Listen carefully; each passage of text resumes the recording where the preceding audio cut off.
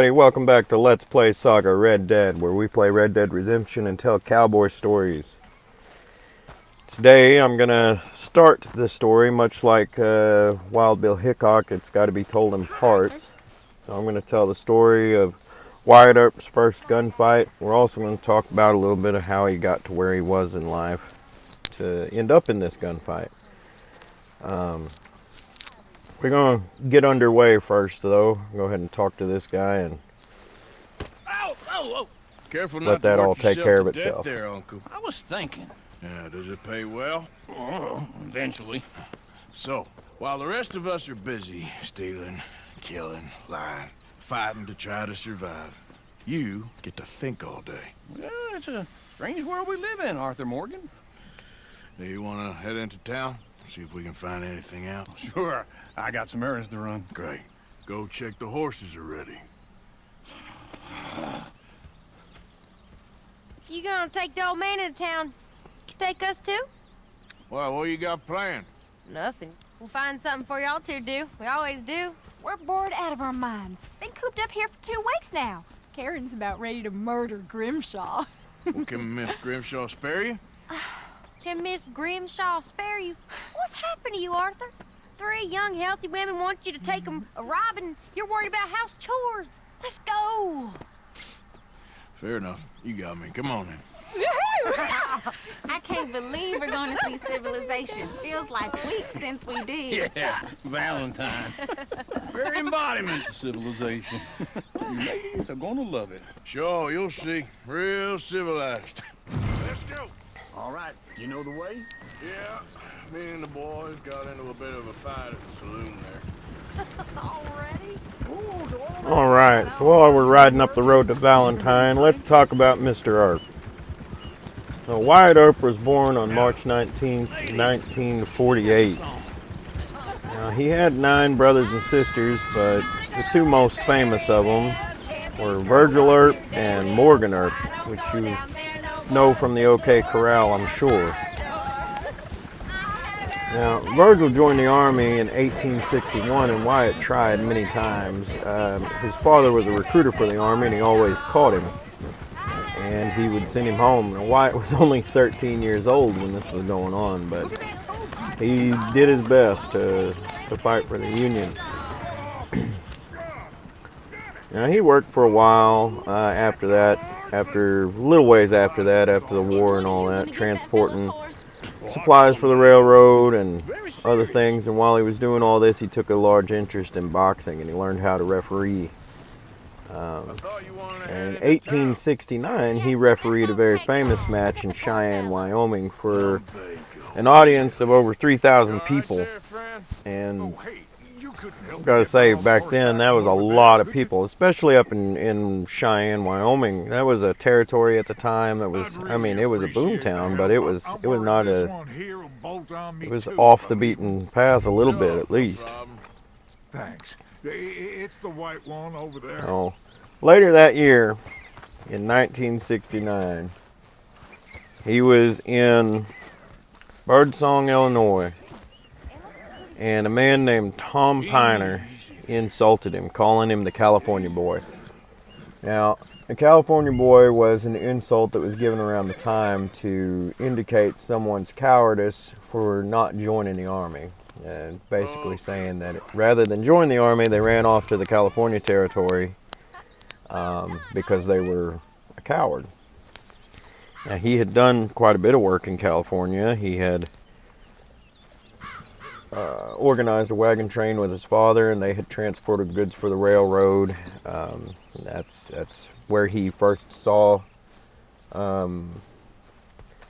boxing and stuff like that, and that's where he first took his interest to it. So he had definitely been to California, but it wasn't for lack of trying to join the Army.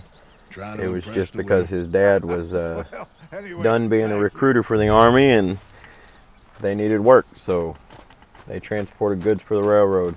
That's how he got into the whole business, and that's probably why he was in Birdsong in the first place, was because his dad took that original job with the railroad. Regular old fairy godmother there, Arthur. Oh, him and Tom Piner was arguing in the bar, and he called him the California Boy. And Wyatt took offense to that. Lizard. So Well, Wyatt, Arthur, I'm rather proud than of you. drawing down on him, You lot gets had into an down actual here, fight with him, a fist I fight with probably him. would've robbed him. While they're fighting, Wyatt threw him out of the building. Piner drew down. He didn't. I guess he didn't like losing. I'm not entirely sure, but he drew down on Wyatt, and Wyatt drew his gun, shot him in the hip. Now this kind of goes back to what we was talking about before with the whole confirmed kills thing, and a lot of people don't realize that just because you didn't kill the man doesn't mean you didn't win. He shot Piner in the hip, won his first gunfight, and started to build that reputation as a gunman. Piner didn't die. He won, you know, Wyatt won the gunfight. They didn't kill a man. And See what we got here. you know, it's like I said, when you watch movies and stuff, you know, it's hard to think of a couple of confirmed kills as being all some of these men had. And the reality is that a lot of gunfights ended with people not dying. They just ended up with people losing.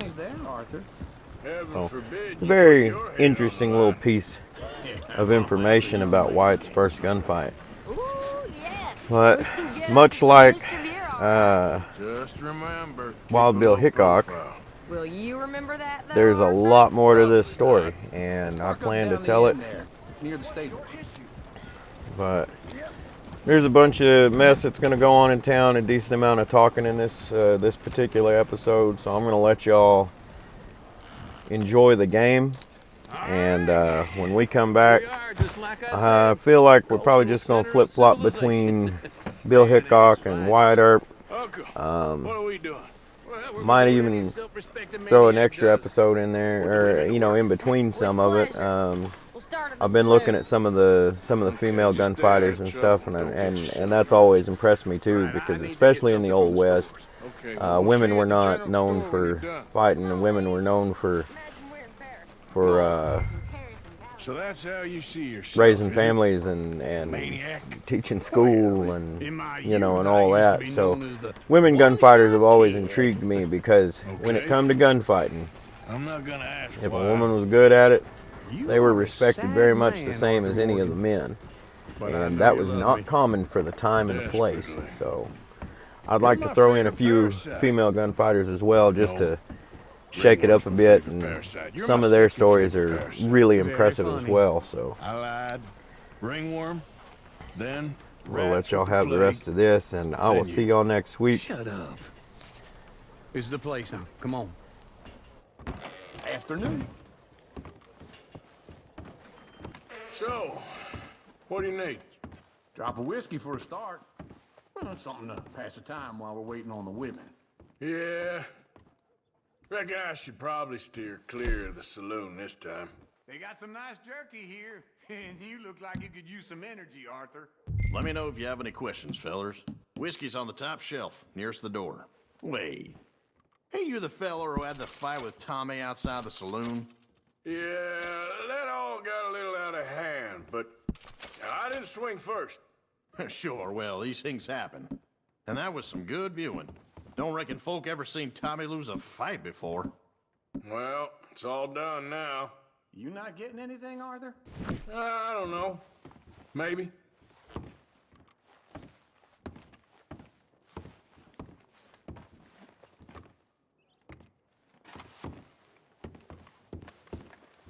What do you reckon? The lamb or the sausage? Well, this here's a sheep town. The lamb's the best in the state. Now I know what the smell is. Well, that's a ripe cheese, all right. So, you're actually buying for once? You feeling all right? See this? Young folk got no respect for their elders no more. Well, look at this. A jaw harp. What is this list of yours? I got a lot to replenish after that god-awful time in the mountains. All done. Thank you kindly.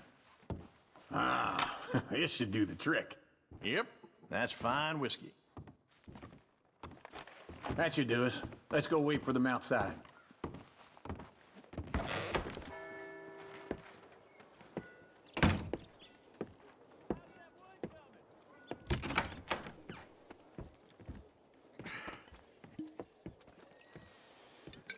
Here's to your good health, my sir.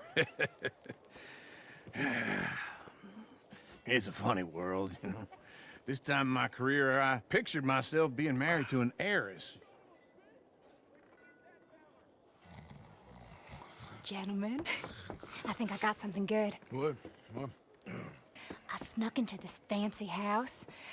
Acted like a servant girl. Usually works. Someone was saying her sister was taking a trip from New York or someplace. Train full of rich tourists heading to Saint Denis and then cruising off to Brazil. Okay. A train laden with baggage and passing through a bit of deserted country at night as to get to the docks in time for the tides in some place called Scarlet Meadows. Yeah, I know it. Yeah, it's right out near New Hanover. Sounds good. Where's Tilly and Karen? I think at the hotel. They were picking up some drunken fellas that they was gonna rob. Why? It seemed easy.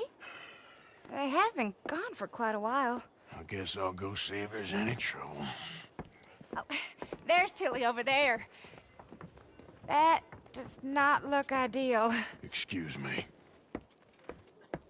Get your hands off me. You thought I wouldn't find you, Tilly? You can go kiss a damn snake for all I care. Get off me! Get off of me! I've been looking. Get your hands off her, friend. Who are you? A friend of mine. Get off her. Or what exactly? You want to find out? You're making a big mistake, Tilly Jackson. Just get lost. I ain't doing this with you. Go right wait with Uncle and Mary Beth. They're across the street. Okay. Thanks, Arthur. Uncle! Look after her. I'm gonna go see about Karen in the hotel. Can I help you, sir? I saw Levi Smith walking back from the baker's house early this morning. It, didn't look like it got much sleep. A bath, perhaps?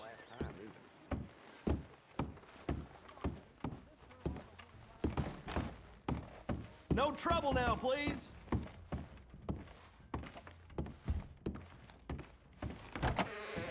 Oh, get the hell out of here, will you? Sorry.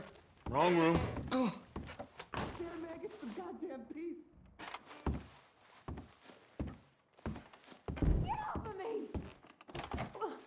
I'm getting what I paid for. Hey! Hey, you! A friend of hers. Get out of here, buddy. I paid. Ain't paid to hit her, you goddamn animal. Come here! You'll wait. I paid for nothing. Thank Wasting my time. What the hell are you doing here? Trying to play him. Not very well. You okay? Fine. You sure? Yeah.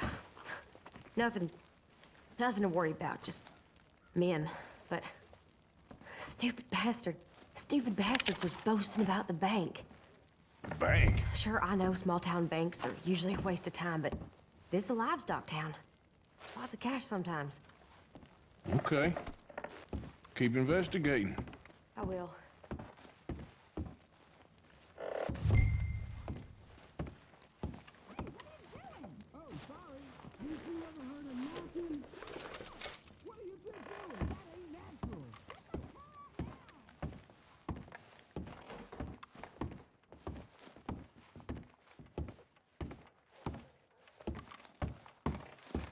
I hope everything's okay up there. After you.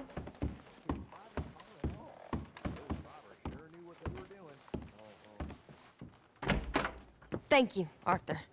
I don't much like being saved, but when I have to be. I understand. You okay? Sure. He only punched me. Arthur punched him a lot harder. All right, then. Hey, who's that guy over there looking at us? Weren't you in Blackwater a few weeks back? Me? No, sir. Ain't from there. Oh, you were. Well, I definitely saw you with a bunch of fellers. Me? No. Impossible.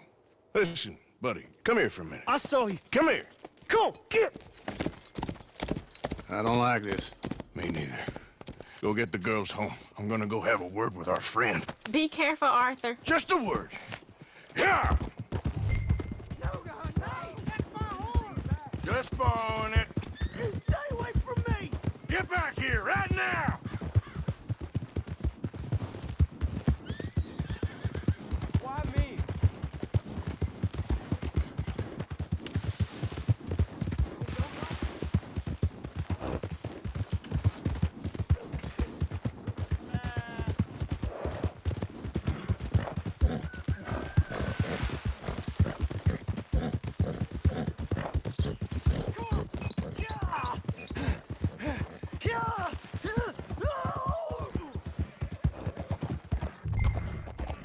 Mister, please! I'm sorry! Please, do something!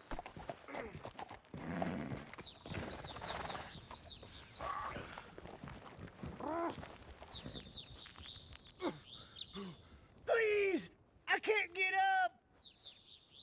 Why are you telling lies about me? No. I got it wrong, partner. I got it very wrong. Now, please help me up. I ain't never been in Blackwater. Then why are you chasing me? I've got an unfortunate face. Yes, me too. Now, please, pull me up. Please. Please. All right, come on.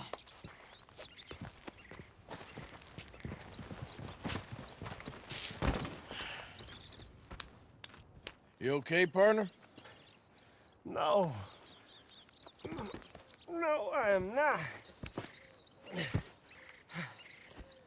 I'm a mess. Well, you ain't dead. There is that. Jimmy Brooks. I think it's best for both of us if we pretend this never happened. Well, I agree. You saved my life. You're a good man, and here. You want a pen? It's one of them steel ones. Oh. That's very kind of you. But I'm not a good man, Jimmy Brooks. Not usually. You see, I was in Blackwater. I killed people.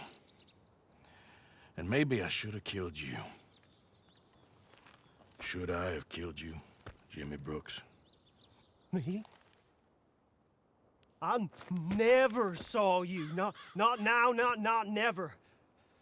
I think we have an understanding. Of course we do. Jimmy Brooks. I will remember that. I've got a good memory. I haven't. Not one lick. Not 1 cent in this here old mind. Come on. You have a nice day now, sir. Yeah.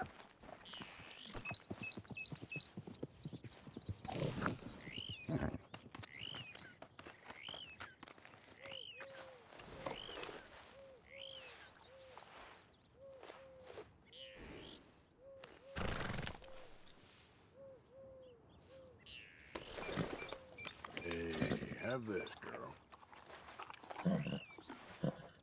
Easy, girl. Okay, girl.